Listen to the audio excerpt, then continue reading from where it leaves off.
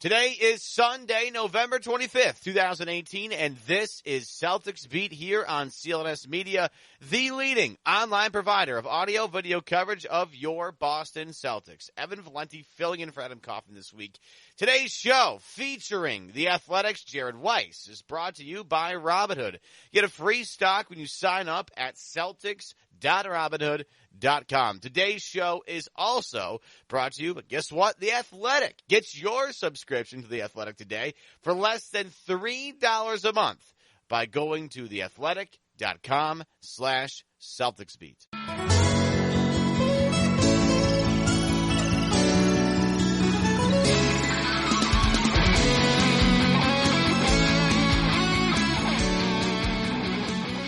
Another edition of Celtics Beat here on CLNS Media. Evan Valenti with you guys. First and foremost, before we get to Jared Weiss of The Athletic, I want to tell you guys, make sure you subscribe to this show on iTunes, on Stitcher. Subscribe to CLNS Media on our YouTube page. The 18,000 of you that do, the 18,000 plus, you guys are amazing. But just to get out of the way, Adam Kaufman will be back next week. This week off for the holiday. Be back next week in full bloom, of course, with Adam and the rest of the show. But in the meantime, let's bring in our guest for today, the Athletics' Jared Weiss. Jared, how was your Thanksgiving, my friend? It was good. First time in my parents' new place, and it's down in Plymouth, Mass. It's beautiful out here. Nice. Plymouth, huh? Well, that's like the OG place for Thanksgiving then. It's true. Columbus did not make it this time, unfortunately. I did see the Plymouth Rock on Thanksgiving, and my only thing I had to say after seeing how tiny the rock was fuck Thanksgiving. Let's unroll this for a minute. Let me ask you a question. Is Plymouth Rock on Thanksgiving an actual tourist destination, or is that like just me manufacturing this in my own head? There were like people there. Yeah. There was like a tour guide there who's freezing their ass off. I think technically I went on Friday actually, so it wasn't technically Thanksgiving anymore. Okay.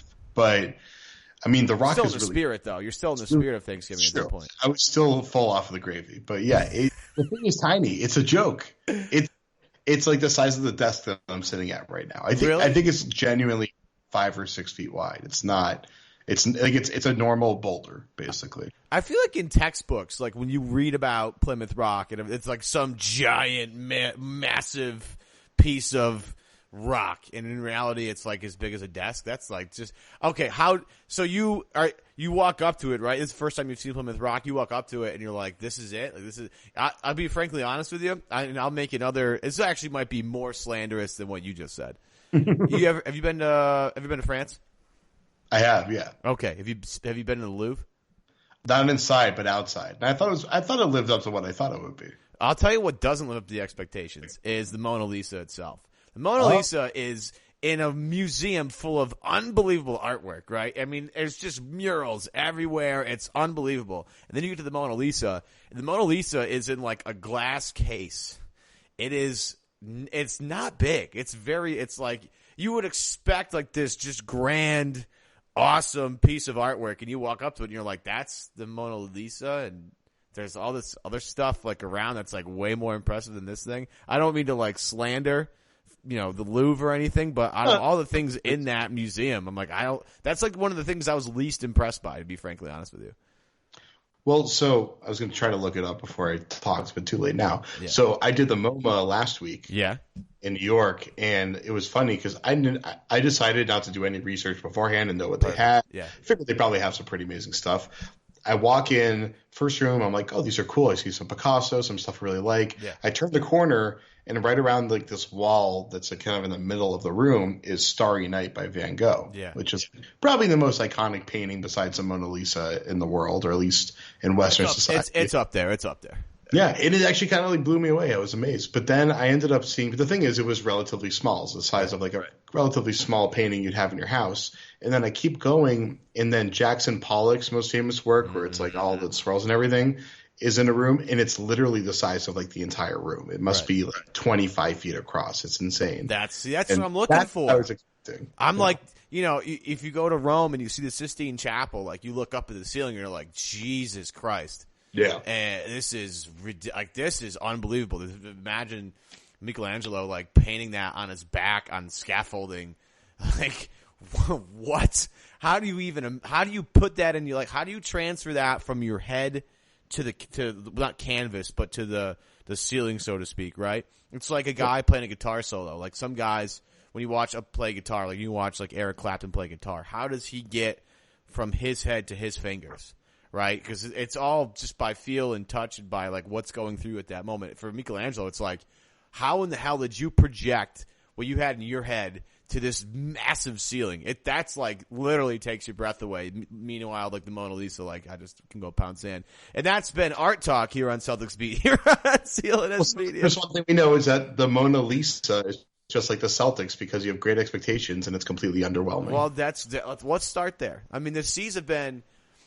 And what's interesting, Jared, to me, like, obviously we're all pressing different variations of the panic button, right? Like, there's, like, code red and there's code orange, and we're not that far into the season. But the rest of the Eastern Conference, like, there's not a lot of separation anywhere. I mean, the NBA world right now is kind of turned upside down anyway. Look at that Western Conference. The Clippers are in first place. The Warriors lost 4 games in a row. Like, the entire NBA is a little out of whack right now. So people are still feeling their way through the season. It's only November. There's so much more basketball to go. But, like, I feel like not the entire, but a lot of Celtics fans out there are, like, panicking for no reason. Well, I mean, for some reason, but are just blowing everything out of proportion when everybody's kind of in the same boat. Like, look at Milwaukee. It's only a couple of games in the loss column ahead of Boston, and they looked as impressive as anybody this season. So, as much as I want to say, yeah, there's some stuff wrong, like, everybody's kind of going through the same thing, I feel like, Jared. Am I wrong on that? I disagree with that because I think the main issue we're seeing is that the teams that we think are going to be good, except for Utah, who ironically I thought would be a comparable team to Boston this year. Me too. Is all those other teams were hurt. They all had injuries. I mean, Golden State obviously is hurt, and also their team is falling apart, and Draymond Green destroyed them. Again. Houston was hurt or suspended because their players are too busy beating the crap out of each other. So, all those teams, LA too, all those teams are dealing with injuries. So that's why Memphis and the Clippers, who are good teams that were healthy, I think have been able to jump out. And of course, in the West, I think the top 10 teams are all essentially equally good as each other. Like their records are all like 1 or 2 games apart. They're essentially the same. The East has a little bit more dichotomy to it. But so Boston is healthy. I mean, obviously Gordon is Gordon's still early in his recovery. Kyrie is still also recovering, even though he's looked really good so far. But the main concern is that their effort has been mediocre. Their chemistry is off. They're not in sync with each other the way that they just nailed it last year.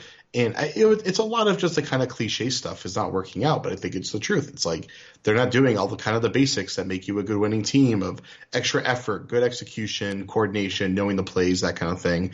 Their plays continue in the half court to break down halfway through all the time, and guys keep going for isolation stuff. All the stuff that we've been saying about Jalen and Jason and Rozier needing to fix still hasn't fixed. I really like the moving Hayward to the bench for now. I mean, I said before the season, I think on this podcast, I said that like Hayward's not going to start and Aaron Baines is going to start a lot of the times during the first couple months of the season because Hayward's not really going to be close to himself until about Christmas. So everything is happening with Hayward so far. I think it's actually been pretty fine. He's been pretty much as I expected. And putting him with the second unit, I think is as much about helping the second unit as it is, and really both units as much as it is for helping him because he's a little tentative with the starters. I think he seems to be less tentative playing with the second unit, and he gives them some options besides Rozier attacking or Smart attacking, and Smart was attacking too much, and there's that balance there. And they needed someone who could be kind of like physically intimidating and aggressive with the first unit, and putting Morris or Baines in there allows them to do that. Yeah, I want to get back to a lot of what you just said because there's a lot of stuff in there, but the Hayward specifically, like, I'm actually thoroughly impressed with how comfortable he's starting to look right now because, I mean, I can't imagine going through what he went through then trying to, like, play at an NBA, like, the highest level humanly possible, right? And what are some of the things you're starting to see, like, from an IQ standpoint on both ends of the floor? Like, defensively, like, the other night he got switched up against Trae Young, and normally that's Trae Young's like pretty quick. And for those of you that haven't watched the Hawks outside of one game, like Trae Young's actually like not bad. He's pretty good. Very quick guard and has great vision, has good instincts. But Hayward stuck right with him and it altered the shot. He altered a couple of shots in that Atlanta game that I was really impressed by. Position-wise, he's been really good. But the offensive stuff, when they let him run point guard basically and let him run the offense, his vision is unbelievable. He had a dump-off pass to Tice the other night that I thought was spectacular. That little pick and roll. Oh my goodness. Really nice. I didn't jump out of my chair, but I kind of rose up a little bit out of my chair, just because that was just a beautiful basketball play. His just IQ and feel for the game is really starting to come back. And the jump shot thing, this whole team is suffering from they just miss a bunch of jump shots. They just haven't been able to knock them down. But once he gets more comfortable shooting basketball and shooting threes again, pull-up threes, not even just catch and shoot threes, but just coming on, I think it was against Atlanta. He's up at the right side. I think he's kind of running the break a little bit and just took a pull-up three from the right wing and buried it. I'm like, that's the stuff that's going to come as he gets more confident. And when he really starts to execute and you throw, I like the fact that he's on the second unit right now. I'm with you on that. I think it's actually a good move. If he's going to be part of that second unit and they're going to run out Rozier, Smart, Hayward, 3 different ball handlers on an offense on a second unit is something that I don't think a lot of teams have around the NBA, Jared. Yeah, that's what made them so special coming into the season. And, Hayward, I think Hayward's struggles was that he was trying to run the plays that were designed, and he's still learning those and still getting a rhythm for those. And I think we see with the second unit, a lot of it is him just kind of running basic actions, basic pick and roll and things like that. So, I don't remember if the pass that you're talking about where he was in the right corner and then got basically a wide pin down into the corner for Tice and started driving towards the middle and then slipped it to Tice who was going baseline. Yep, he had a couple plays like that. And I think those plays are mostly just kind of simple read and react stuff, which is what they were doing at the beginning of last season where they were really dominating. It was mostly read and react type of offense. And it means that when you're doing it that way, most of the time guys aren't stopping and starting when they're trying to when they're trying to make a curl or whatever. It's you see what's going on, you filter your spot, and you let the action happen. There's less. There's been a lot of issues so far, especially with Hayward, who I think is still learning the playbook a lot, is him running into other guys while they're trying to execute. Guys literally crossing into each other. Kind of stuff that's kind of amateurish level execution. So making it a lot more simple for him allows him to get comfortable, allows him to kind of grow. And then once he has that rhythm, then you move him back into the starting lineup a little bit more. Or, they should probably alternate it night by night anyway. But I think that three that on the break was really crucial because I saw, he was kind of kind of fading to the corner and it was a catch and shoot. He got good wrist snap on it and he nailed the shot. Seeing him do that kind of stuff is really vital because so much of his shooting so far has been him wide open at the top of the key or maybe coming over a screen and trying to get to this standard mid-range pull-up. But seeing him kind of flying off the ball, not being part of the design play and being able to catch and shoot, that's the kind of stuff that you need him to be able to do more and more because the whole point of Hayward is you don't really call plays for him. He's able to create a play when he wants to, but he's supposed to be kind of, waiting in the shadows for his opportunity to attack.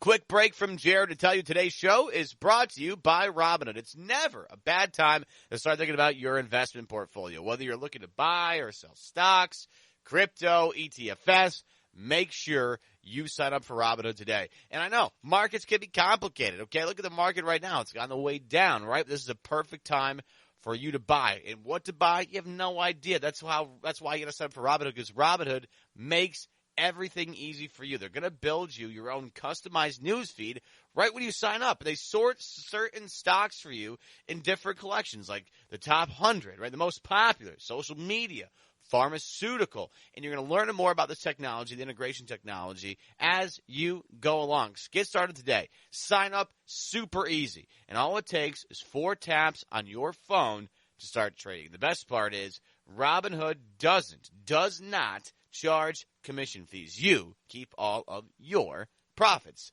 Ingenious, right?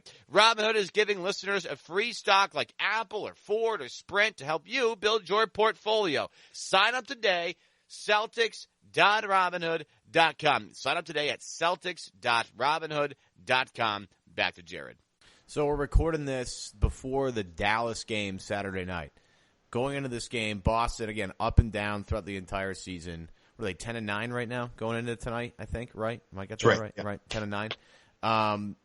Couple of things that you mentioned a couple of takes ago. about what's also plaguing this team. I have two things, and one of them you mentioned. One of them is execution. I think even late game execution, they just don't. They on both ends. I think they lose guys on the defensive end that they don't normally do. I mean, this is a team that does put out the extra effort defensively normally. At the end of games, I just don't think they execute. I remember having a conversation with everybody's favorite Twitter follower or follow is Michael Thompson, who is just amazing and interacts with everybody on Twitter. I don't care who you are. He interacts with everybody, which makes it great. But I did ask him like months ago about how, like, what does Boston do against Golden State that other teams don't do? Because Boston always tends to play the Warriors really tough. And I don't even care what year it is. They just tend to raise their level of competition up. And Michael said they execute in the fourth better than most teams do against Golden State. Instead of getting down when teams, when Golden State makes a run, and it's so backbreaking sometimes with Durant and Thompson and Curry, it's like, geez, when does it end? Boston shakes it off and just runs their stuff, and they get back under the floor, and they dig in defensively, and they execute. So I think that's been such a big problem for them on both ends. Not getting, not finishing your defensive possession with an offense, with a rebound, letting the team get 2, 3, 4 opportunities at a shot in the half court. Not going to work.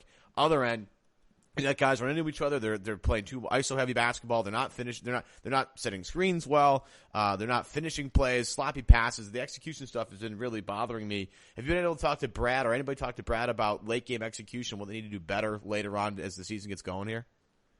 Yeah, I feel like most of the late game stuff has been him being annoyed that guys were failing to execute on defense, where they were screwing up assignments or communication, and then. I think most of the last few games for home games, he has chalked up late game losses to poor shooting and just like the ball not going through. So basically no really, clear explanation essentially, which is kind of true. I feel like, I mean, was it the New York game where they just missed a bunch of like shots that should have gone down?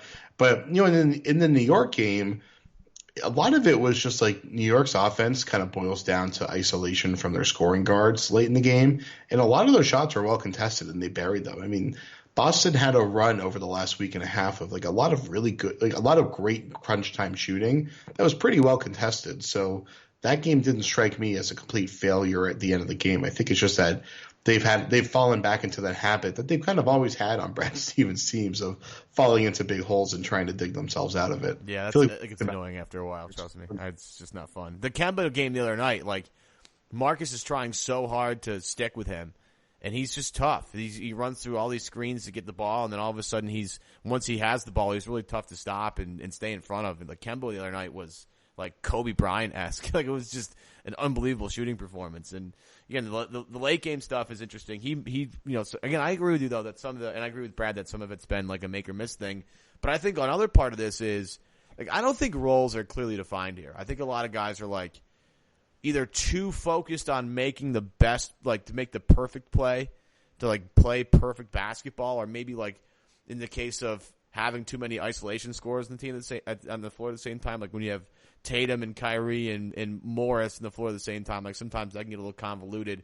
I think guys are just thinking too much. I think there's just nobody has an idea of what their role is outside of like Kyrie of give me the ball, get out of the way. I'm just going to take over now. That's what I feel like. That's true. And I mean, we feel that Tatum and Brown are the guys we notice that the most with, probably because they're on the floor more than anybody pretty much.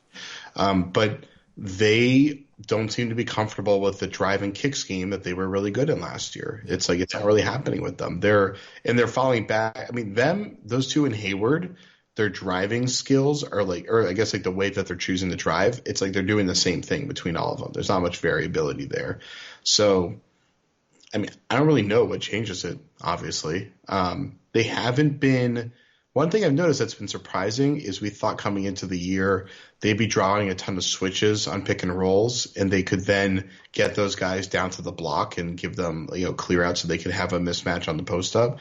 We haven't seen much of that.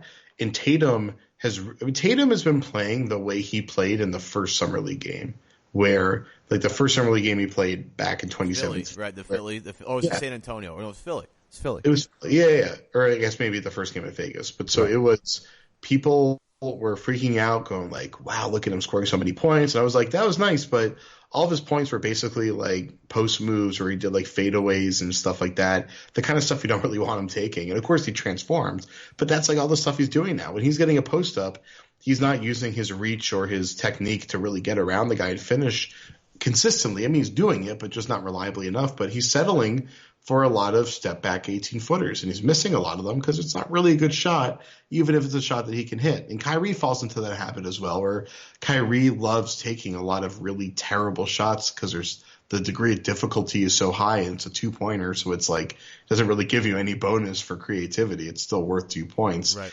And this team was so good about realizing the virtue of that 2 years ago, and they're not doing it anymore because of the kind of personnel they have. And that, I think that's the one area where it's on Brad to try to fix it, is he has to somehow convince these guys to stop taking difficult shots and keep working to find easy shots, keep running their system and running that cycle of dribble, handoff, pick or screen on the elbow to keep trying to drive and kick, and just kind of churn it over and over again like they used to do. And that's what made them so hard to stop. And I feel like a lot of the times when they get out of that mode, right, of the beautiful offense, the flowing offense, the dribble handoffs, the driving, all that stuff, a lot of that happens and then once the ball seems to find Al Horford again, things get kind of back into place. And I'll be honest with you, since Al's been out, I've been really impressed with how well Aaron Baines has played.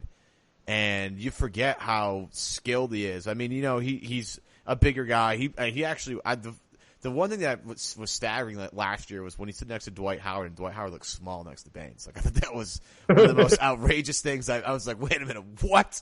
I thought Howard is huge, but Baines was just dwarfs him. It's crazy. But Baines is super skilled for a guy that size. The thing is, one thing people don't realize is Dwight Howard's actually really skinny. He has a really narrow torso, kind of like how Tatum does. Yeah. But it's just his shoulders are so ridiculously huge. But he actually doesn't look as gigantic as Baines does in person. Because Baines, his body's like a giant square. Yeah. While Dwight is the more kind of Greek trapezoid. I wish people could see your hand motions right now. They're fantastic. You're I hope everybody can see me. Yeah. Just imagine an imaginary booty basically in front of me. Right. I was really surprised when I first met Dwight 5 years ago. Yeah. He was way smaller than I thought he was going to be. His shoulders are still insane, but his body is way smaller than I thought it would be. So I hit the Ojale factory. Loser. Dude, that's a beast. That dude is the same beast. Yeah. I've noticed lately, I think that Brad, and again, you've talked about Brad kind of learning how this team functions and trying to, and it is on Brad to kind of make sure these guys understand what their roles are and to make sure that they stop taking terrible shots. I do think that Brad has figured out what their best five is. And I was thinking, I saw it the other night. I forget what game it was where I was like, oh, this unit plays really well together. I like the way these guys look together. So I looked it up on NBA stats. And this is as of Saturday before the Dallas game. I think they're crunch time five, quote unquote, because everybody loves to use that. Kyrie, Tatum, Hayward, Morris, Horford. Together on the floor, they've played 28 minutes. Offensive rating, 123.6. Defensive rating, 86.2, which is a net of 37.5. Those guys together give you a little bit of everything, a little creation. There's a little too much ISO scoring there, but there's so many threats off the dribble between Kyrie, Tatum, Hayward, Morris, and even Horford when he recognizes a mismatch when he has one. There's just that offensive unit is so diverse, and then you have all the length on the floor. The only guy that's not a good individual defender is Kyrie, but everybody else is 6'7" and up, and that's a terrifyingly diverse lineup on both ends of the floor. I think by the time we get to the end of the season, Jared, that's going to be the team, provided that Hayward gets back to somewhat of the guy we know he can be. That's going to be the unit that finishes games for them. It's funny. I thought that you were going to say instead of Hayward, Smart, because I think Smart's been that guy. He's been pretty good. The Marcuses are the guys that have been holding it down, and Smart's offensive numbers are always going to be nauseating, but his assist to turnover ratio, when it's good, that makes him really impactful. And we saw in that Atlanta game, I mean, his defense was just unbelievable. He terrorized Atlanta. Unbelievable. I tweeted he had the trifecta of he had the Cobra strike when the point guard's walking the dog. Mm-hmm. He had the he pulled the chair on a big. Yeah. They could post them up. And then he had my absolute favorite thing he does, which because it's so subtle, is what I call like the Cobra latch, which is it's when a venomous snake just latches onto your leg and slowly kills you instead of trying to eat you. Where you see somebody come down with a rebound, and instead of going up for the rebound, he kind of lurks underneath them, and then as soon as they get the ball and it's a little exposed, he just reaches in and grabs it with one arm and just holds onto it for dear life. Yeah. And they try to like shake him like you're shaking off a cobra, but you're dead at that point. It's too late. You got to be the first person to come up with that. Have you trademarked that? The Cobra, what do you call that? The Cobra snatch? What do you call that? I like that. What are we calling that? Cobra latch. Latch. Either way, I think it still works. I've never been murdered by a snake before, but I'm pretty sure that's how it goes. Look, you're an expert. That's the trifecta. The only other thing I like when Marcus Smart out rebounds like 7-footers. Like when he boxes out Porzingis, I think it's the funniest thing. Yeah, that's always funny. There's a foot difference between the two guys, and Smart's like, it reminds me of that story when Perry Jones and Marcus Smart played a game in high school against each other. Oh, that sounds horrible for Perry Jones. Yeah, and Perry Jones is like this big high-touted prospect, and I still stand for Perry Jones. I loved him at Baylor; he was great. But there was this big matchup between Marcus and Perry was a more well-known prospect. And Marcus went in that game was like, I got him, and like shut him down the whole game, and didn't let him really do anything like Perry Jones-esque. But poor one out for former Celtic Perry Jones too, which is that's right, the third. He wasn't the first or the second. No, he would fit in with the three sticks, on this team. Rozier obviously holding that down pretty well, but. And by the way, Smart has 3 turnovers in his last 4 games, and he had a 7-to-1 assist to turnover ratio. That's incredible against Atlanta, and then 4-to-1 against New York. So yeah, that I think even though he shot 2 for 10 combined in those 2 games, it was terrible offensively. His distribution was good. I think that's what you're looking for as the marker for his impact. Right. I think it reminds those numbers are like Rozier in the playoffs last year numbers. Those were. Rozier last year in the playoffs was just an amazing point guard and didn't turn the ball over at all, especially at home. One more break from Jared to tell you today's show is also brought to you by The Athletic. And if you haven't heard about The Athletic by now, you must be living under a rock. You must be off the grid at this point because these guys have been crushing every single element of sports coverage imaginable. We're looking for specific local coverage with beat guys or sports discussed under a national lens. Anything in between that, too. You got to make sure you take a look at The Athletic. No pop-ups, no ads, just high-quality content waiting behind every single click. And the Celtics beat, right? The beat writers just stacked with great guys. Jay King, we had him on the show a couple weeks ago, wrote a great piece about Marcus Smart. He writes great stuff all the time. You got to make sure you're on top of it with Jay King. Jared Weiss, of course, on the show. We're going to discuss an article he wrote concerning Markelle Fultz a little bit on this show, so stay tuned for that. Clevis Murray. Both Jared and Clevis used to work for CLNS, and now they're working for The Athletic. Absolutely stacked coverage, head to toe, every click with The Athletic. You can't get content like this anywhere else. 600 to 750 new articles a week.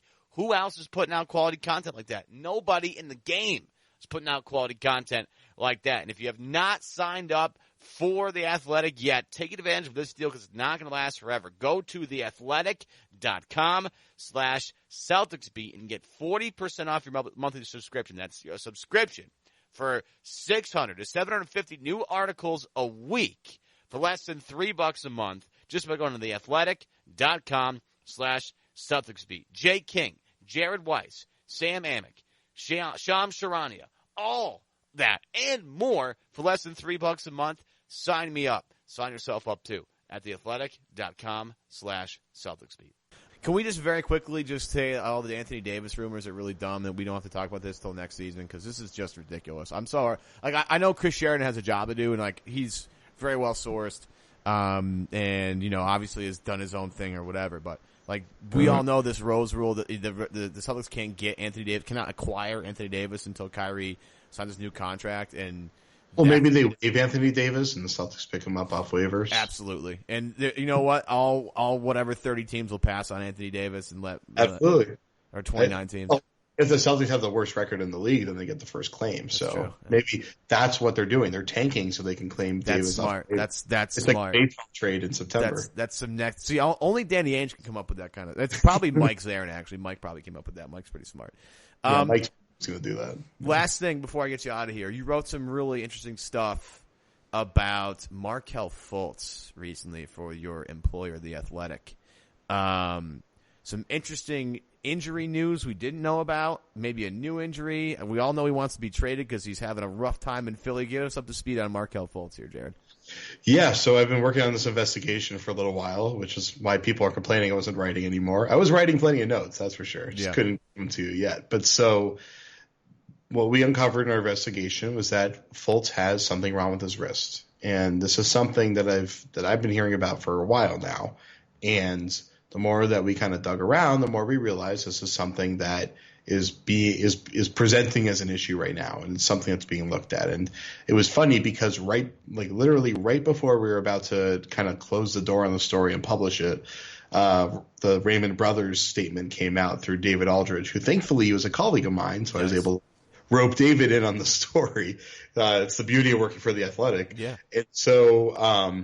And so when we found out that Brothers was shutting him down, it was something that I kind of was expecting was going to come once we put out the report, but that actually blindsided us. And so we had to kind of like quickly scramble to figure out, exactly how this was going to affect the story. And then we confirmed that the wrist was going to be a part of this examination, which kind of furthermore confirmed that our reporting was correct. But basically, it's kind of a vague, mysterious situation that nobody's really been able to get a clear understanding of in his camp with the Sixers, with everybody. The Sixers have been telling us that they weren't aware of the wrist injury. I don't have access to their medical records and their team, but what's in the report is extremely correct as far as I'm concerned, based off all the reporting. But so there's something wrong with his wrist, and it affects his ability to hold the ball and to follow through. Yikes. And it certainly seemed to start with the shoulder, which is funny because maybe like a couple of months ago when I first kind of started looking into this, I really thought the shoulder was BS. I figured it was a cover for everything. And then the more I dug into it, the more I really started to learn that the shoulder was a very legitimate thing. And frankly, it seemed that, they seemed to say that the shoulder was fixed back in February. Maybe it was a semantics thing, but either way, the shoulder has not been fixed. Maybe he recovered and was ready to play again, certainly, but the shoulder has not been fixed. And the funny part was I didn't even need sourcing to kind of just understand the situation because there were so many comments that left so many clues publicly from the Sixers. The Sixers have done a pretty remarkable job of not unequivocally stating that Markelle Fultz does not have anything wrong with him. They've been very clear in stating that Markelle Fultz is healthy enough to play and does not have any injuries that would prevent him from playing or put him in harm's way on the basketball court. So their phrasing has been very, very particular, and that's what kind of made me think that there really is a thread to unravel here. And so once I got all the information in the story, I brought in Derek Bodner and Sam Amick. Derek Bodner is our Sixers guy. Amick is one of the best writers in the country. He's awesome. National writers. And we had a couple different things that we needed to we needed a stronger confirmation on. And so Bodner was really instrumental in really helping me kind of making sure that I had every single angle covered, didn't have any blind spots in my reporting, identifying a few things that were happening in Philly that I might have missed. And he had a few details that were really vital to kind of pushing the story along. And then bringing in Amick, he was able to get some really vital confirmations out of a source that we were trying to figure out the best approach to make. Because, with a lot of this type of investigation, we spend so much time kind of deliberating on how to make our move in the best way possible because it's such a sensitive topic.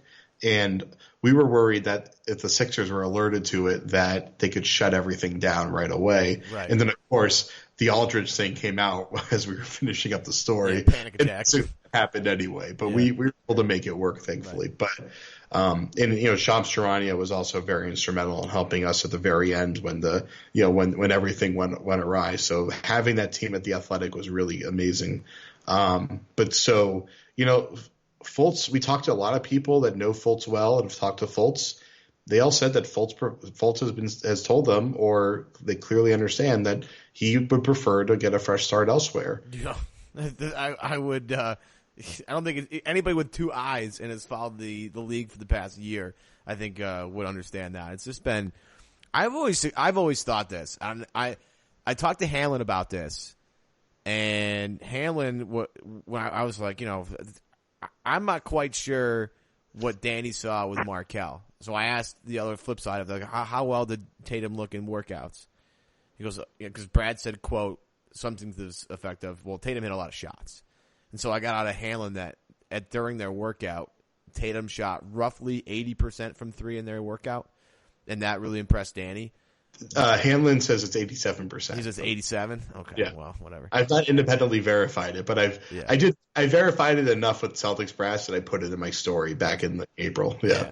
So they said that sounded close enough. So. Yeah, it's approximately right, which is amazing. He like he said, he hit a lot of shots. Yeah. But there has to be something with Markelle that Danny saw or knew or uncovered or something that leads me to believe that the guy that everybody was like, no, this is the guy that we all spent so much time watching him in college and analyzing everything he was doing, and he had so many bright spots to his game, and then all of a sudden he hits the NBA, and it's just like he's just a shell of what he used to be. Like I'm not heartbroken over it, but like I do root for the guy because I loved watching him at UW. He was so fun to watch, and I am rooting that he gets either a fresh start in Philly with a new mindset or gets a fresh start somewhere else, because the guy I watched at UW was definitely clearly worthy of the number 1 pick in the draft, and he hasn't been anywhere close to that sense.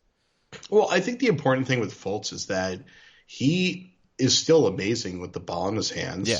And he's really, I mean, he hasn't learned how to be a good defender in the half court, but he's a great defensive playmaker. I mean, he can get up there and block shots. He can pickpocket guys and go coast to coast. He's a really explosive athlete. I mean, he's still, once he gets all this stuff figured out, I'm hoping he gets healthy and he gets his mind right and he goes back to being a great player, because he's still I put at the end of the story in the kicker, and we edited it 30 times, so I can't remember if I wrote this or my editor wrote this, but right. I said like Fultz's potential is still very special, but like he needs to get things right and Philly needs to figure it out, stuff like that. And someone like made a comment or sent me a tweet saying like clearly Fultz's people or Sixers people wrote that sentence. And I was like, no, I didn't respond to it, but no, I wrote that sentence because I think it's ridiculous. Why are you rooting against Markelle Fultz? Why are you going to be a dick about it? People are crooked. Like I'm rooting for Markelle Fultz. I'm someone who loves the NBA. I want all these guys to do well. I certainly don't want a really good person who's going through a really difficult time for various reasons to not succeed, because I don't have the vested bias of being a Celtics fan. Right. It's like I don't really, I was attached to Fultz from I was preparing to cover the guy because I assumed I was going to be covering him. So I was doing research and learning a story. And when you get to know someone, you develop a bit of an attachment to them. You have that for every player that you ever interact with, really, because you know them as a person and understand their story, and you become invested in hoping that they do well, unless they're a complete scumbag, which is like very, very rare in this business.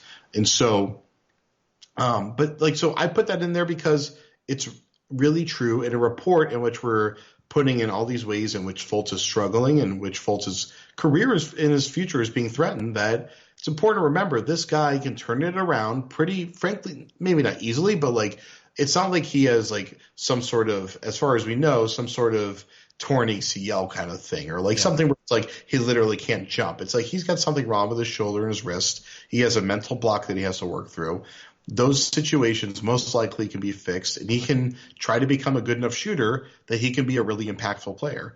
And I think a big part of why he would prefer to leave Philadelphia is that he could be in a situation where there's not really pressure for him to grow rapidly, that he's not necessarily in the spotlight.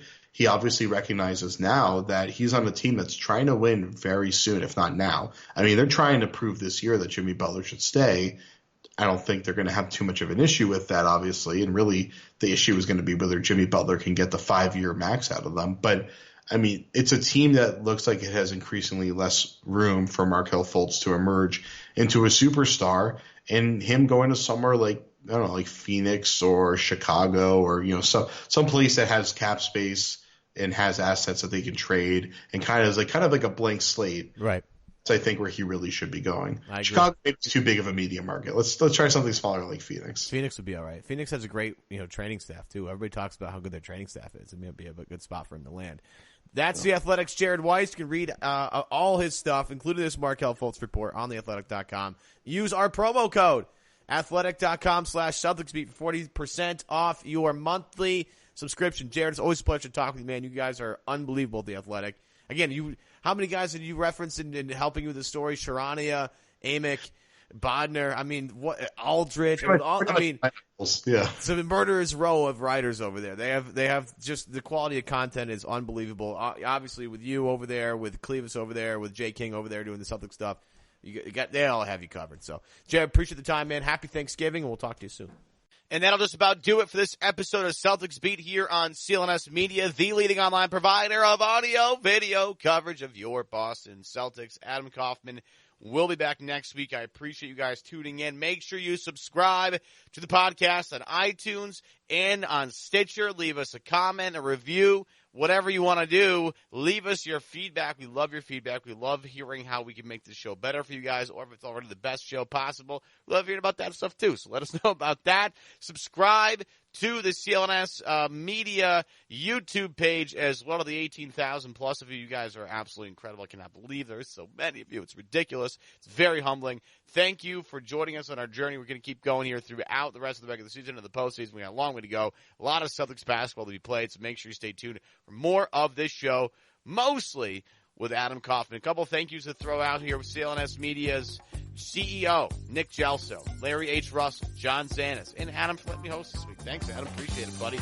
But most of all, second most of all, thanks to Jared Weiss of The Athletic. And then most of all, thanks to you guys out there. And wherever you get your podcast. I'm not sure if it's online somewhere, if it's on the website, if it's on YouTube, if it's on Stitcher or iTunes, wherever you listen. I love the fact you listen to it. Thank you very much. We'll see you guys shortly. Another edition of